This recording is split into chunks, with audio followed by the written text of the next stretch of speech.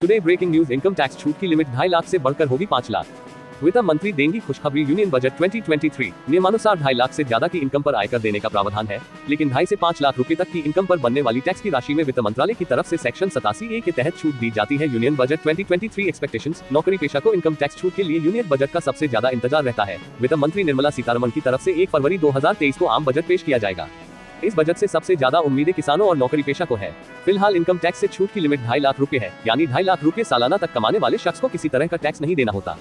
करोड़ों नौकरी पेशा की तरफ से इसे बढ़ाने की मांग पिछले बजट की तरह इस बार भी की जा रही है। टैक्स फ्री है 5 लाख रुपए तक की आय। हालांकि सेक्शन 87A के तहत दी गई छूट से 2.5 लाख से 5 लाख रुपए तक की टैक्सेबल इनकम पर टैक्स रिबेट मिल जाती है। नियमानुसार 2.5 लाख से ज्यादा की इनकम पर आयकर देने का प्रावधान है, लेकिन 2.5 से 5 लाख रुपए तक की इनकम पर बनने वाली टैक्स की राशि में वित्त मंत्रालय की तरफ से सेक्शन 87A के तहत छूट दे दी जाती है। इस तरह 5 लाख तक की आय टैक्स फ्री हो जाती है, लेकिन यदि आपकी आय 5 लाख से ज्यादा है तो आपको 2.5 लाख से ऊपर की पूरी आय पर टैक्स पे करना होता है। आयकर छूट सीमा को 5 लाख करने का प्रस्ताव यही कारण रही कि पहले की तरह इस बार भी आयकर छूट की सीमा 2.5 लाख रुपए से बढ़ाकर 5 लाख रुपए किए जाने की मांग की जा रही है।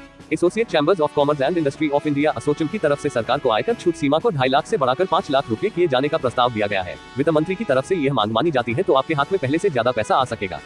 1 फरवरी 2023 को होगा ऐलान। एसोचैम ने वित्त मंत्रालय को भेजी गई सिफारिश में कहा है कि आयकर छूट की लिमिट को बढ़ाकर कम से कम 5 लाख रुपए करना चाहिए।